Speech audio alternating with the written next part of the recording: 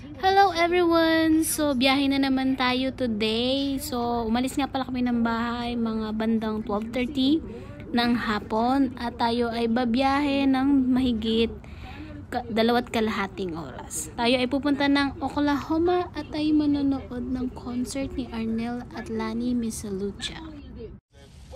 So, yun nga guys, habang nagdadrive kami, hindi pala ako yung asawa ko lang pala yung nagdadrive. Bumuhos yung malakas na ulan.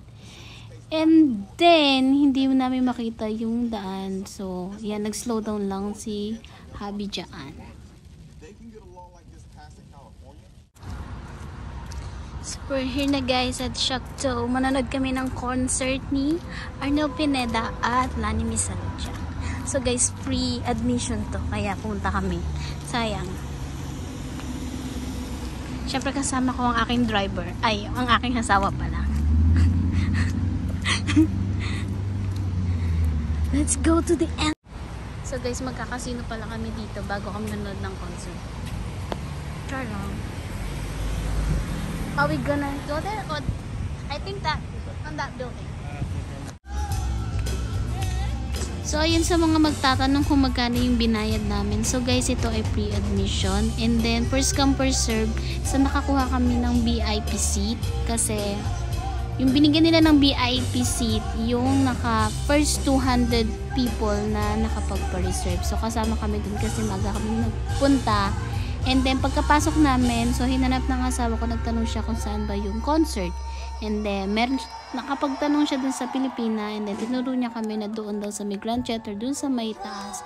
So ayan, nagpe-perform na si Arnel Pineda. So siya yung unang lumabas.